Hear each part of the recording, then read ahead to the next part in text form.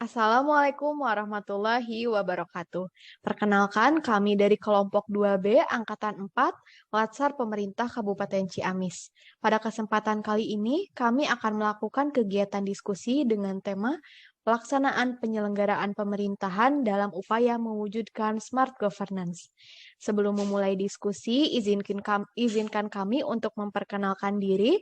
Nama saya Nida Nur Amalia, ahli pertama nutrisionis dari UPTD Puskesmas Cihaur Beti, yang akan bertugas sebagai moderator.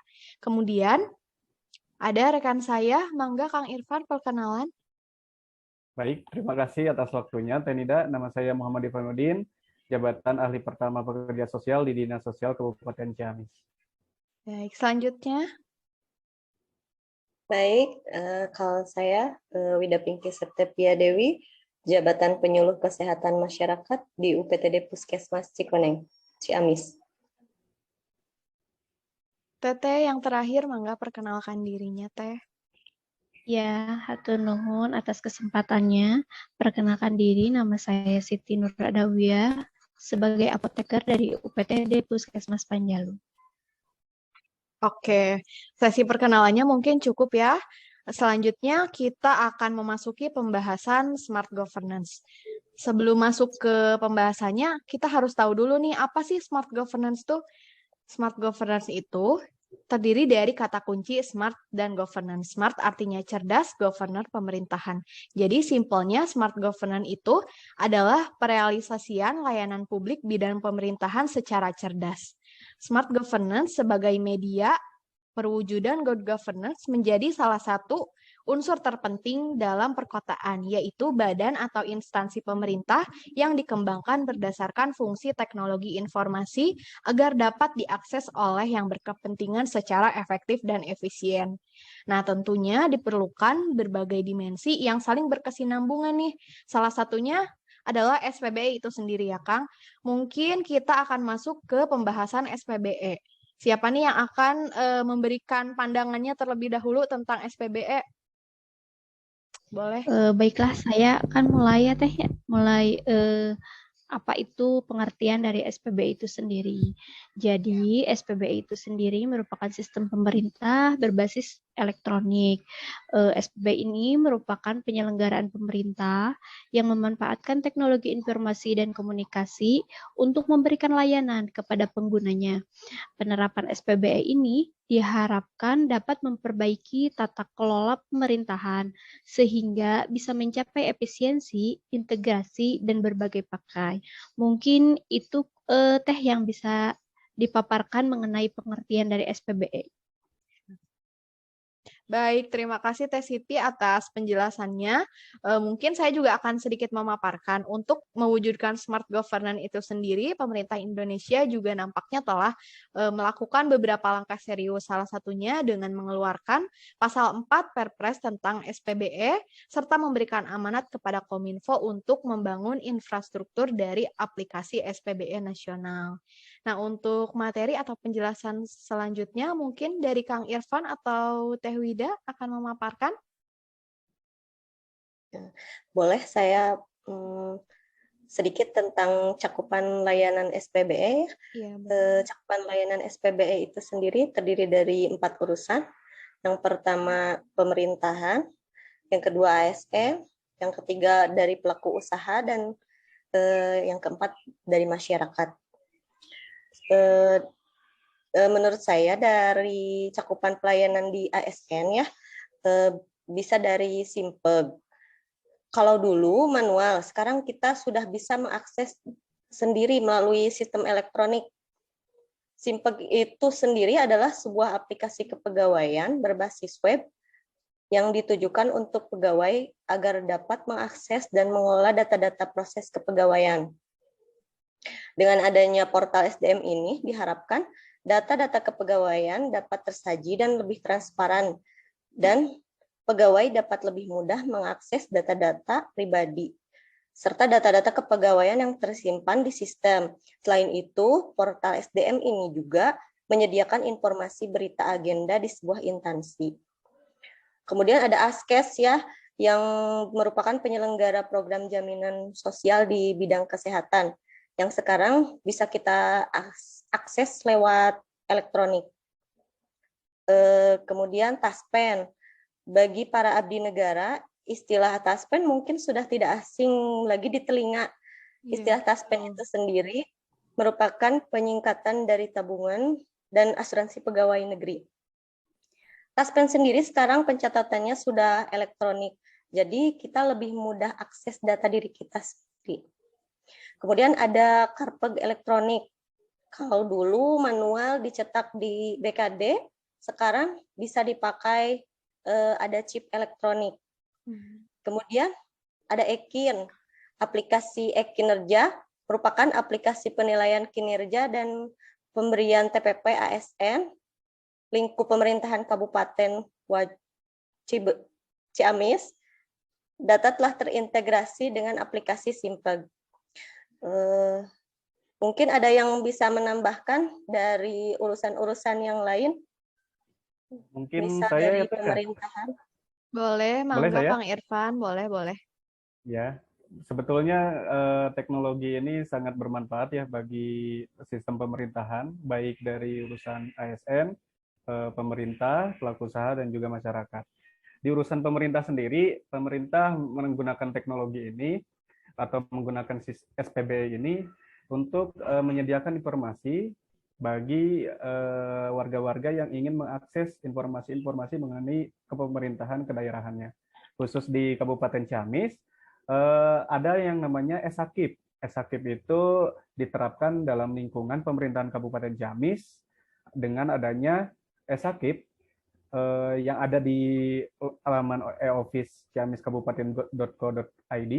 Esakip merupakan integrasi dari sistem perencanaan, sistem penganggaran, dan sistem pelaporan kinerja yang selaras dengan pelaksanaan sistem akuntabilitas keuangan. Jadi di Esakip ini kita bisa melihat sistem kinerjanya, kinerja berbagai instansi yang ada di Kabupaten Ciamis, sistem perencanaannya, dan juga sistem pelaporan kinerjanya. Jadi semua serba transparan. Lalu yang kedua adalah EJDIH. Pernah kan kalau kita misalkan mengakses suatu undang-undang, ini tuh undang-undang apa gitu ya. Nah sebenarnya itu tuh bisa diakses di EJDIH gitu. Baik dari peraturan perundang-undangan yang dari pusat, peraturan pemerintah, peraturan presiden, keputusan presiden, hingga peraturan bupati pun ada di EJDIH. Sehingga hal ini memudahkan bagi warga maupun pemerintahan itu sendiri untuk mencari sumber hukum guna memutuskan suatu kebijakan atau mempertanyakan kebijakan ini sumbernya dari mana sih? Oh, ternyata kita bisa lihat ada di EJDIH. Mungkin seperti itu kalau dari urusan pemerintahan ya Teh. Mangga, bila ada yang lain menambahkan. Wow, ternyata kalau kita jeli dan peka, begitu banyak ya kemudahan khususnya untuk kita ASN sendiri, berbagai penunjang aplikasi gitu, sangat banyak. Nah mungkin untuk penjelasan selanjutnya, mungkin dari Teh Siti ada menambahkan cakupan layanan dari SPBE apalagi? Ya, siap Penda. Saya mungkin akan menambahkan sedikit ya tentang cakupan penerapan SPBE pada pelaku usaha. Jadi SPBE pada pelaku usaha ini contohnya yaitu dalam e-perizinan. Jadi di e-perizinan ini kita ada yang namanya DPM-PTSP untuk gunaan di Kabupaten Ciamis sendiri. DPM-PTSP merupakan Dinas Penanaman Modal dan Pelayanan Terpadu Satu Pintu. Jadi di situ tuh ada banyak aplikasi, ada banyak perizinan-perizinan untuk kaum wirausaha, perizinan apapun ada dalam aplikasi tersebut. Jadi kan itu untuk memudahkan bagaimana pengusaha mendapatkan izin dengan layanan satu pintu. Jadi semua izin yang berkaitan bisa digunakan pada DPM-PTSP tersebut. DPM-PTSP ini bisa diakses untuk Kabupaten Ciamis yaitu dpmptsp.ciamiskap.go.id. Mungkin itu yang bisa saya tambahkan Tenida terkait cakupan SPBE untuk para pelaku usaha. Oke, ini ilmu baru lagi ya untuk kita. Mungkin tadi udah cakupan dari sisi pemerintahan, dari sisi ASN-nya, terus juga pada pelaku usaha. Mungkin sekarang ada yang ingin menambahkan lagi cakupan dari SPB ini? Mungkin dari segi urusan masyarakat ya Teh ya. Boleh, Saya boleh. sendiri kan bekerja di unit kerja dinas sosial. Mungkin banyak masyarakat yang kebingungan. Saya tuh masuk bantuan nggak sih? Masuk penerima bantuan nggak sih? Sebenarnya eh, pemerintah Indonesia, khususnya di pemerintah Kabupaten Ciamis juga telah menerapkan yang namanya aplikasi Cek Bansos. Nah, aplikasi Cek Bansos ini bermuara di mana? Dari DTKS. DTKS itu dari mana? Dari SISNG.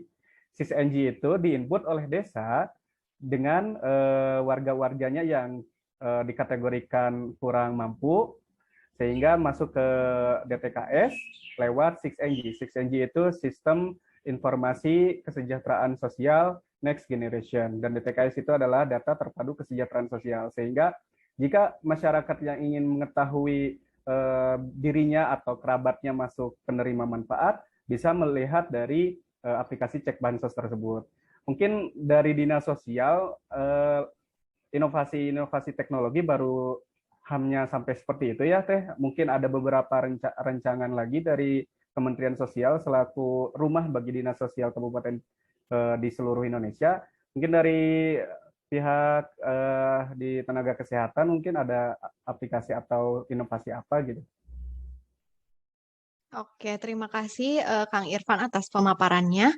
Mungkin sedikit saya menambahkan juga atau akan membuka pada materi selanjutnya, karena saat ini pemerintah sedang gembar-gembornya mengkampanyekan tentang Smart ASN nih.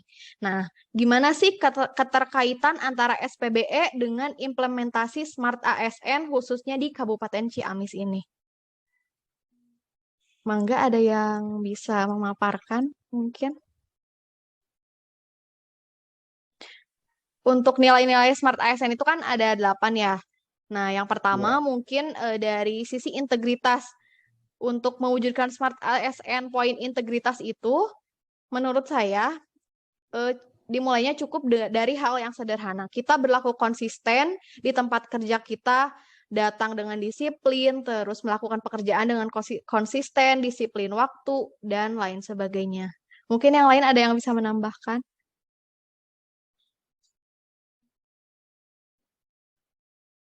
Ya mungkin dari saya ya juga dari segi networking ya, karena kebalik lagi tadi saya menjelaskan tentang DTKS, aplikasi Cek Bansos dan lain sebagainya.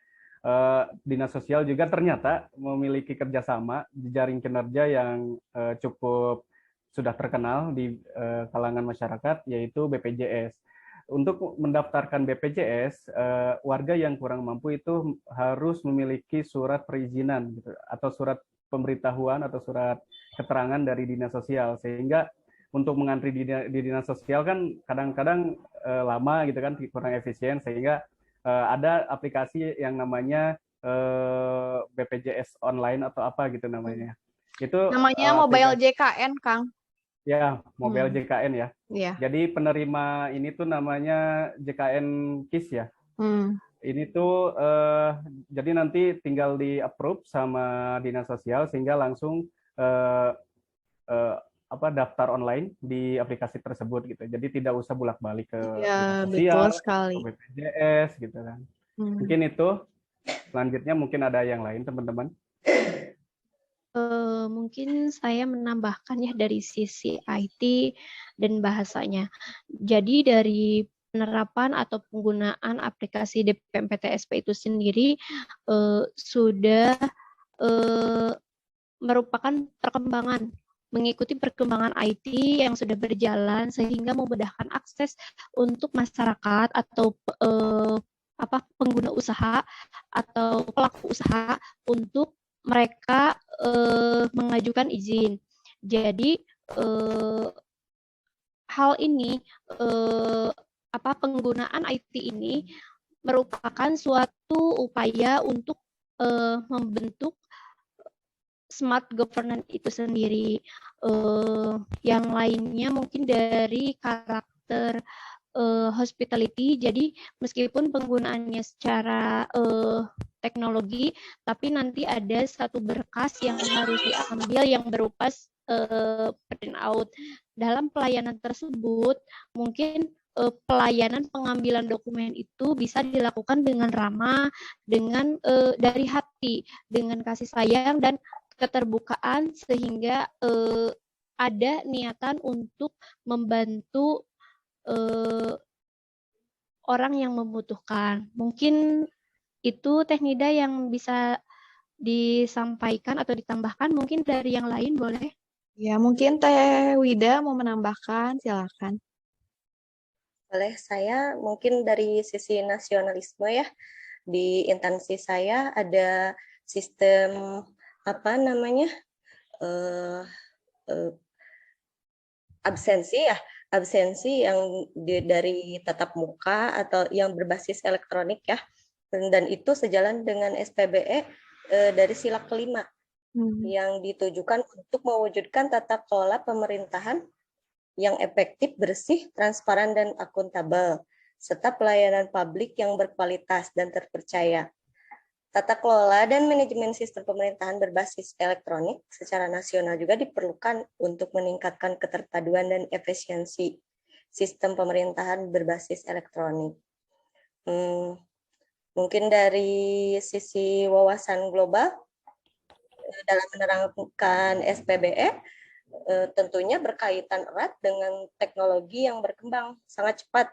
Maka secara tidak langsung nilai wawasan global dapat menjangkau pelayanan pada masyarakat tanpa mengenal batas ruang dan waktu. Baik, saya juga akan menambahkan sedikit dari sisi nilai profesional. Nah, proses pelayanan berbasis digitalisasi ini kan jadi memungkinkan kita ASN ini dilihat secara transparan oleh masyarakat. Jadi secara tidak langsung kita tuh dituntut untuk menerapkan nilai profesional guna memberikan pelayanan yang cepat, tepat, efektif, dan bermanfaat gitu. Mungkin ada yang ingin menambahkan lagi? Ya, satu lagi berarti ya. Oh, Tadi boleh, kan boleh. udah satu lagi berarti di urusan di nilai entrepreneurship. Iya. Sebenarnya gampang ya kalau entrepreneurship itu kita dari rumah aja, kata kuncinya adalah kemudahan akses. Berarti dari rumah aja kita bisa butuh sesuatu bisa lewat digital, mau izin sesuatu kita juga bisa lewat digital, butuh sesuatu, butuh pelayanan sesuatu pun bisa dari rumah, itu sudah bisa sekarang gitu. Mungkin itu Teh.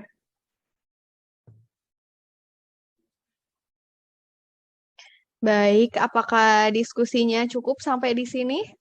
Apakah ada yang ingin menambahkan sebelum saya tutup acara diskusinya?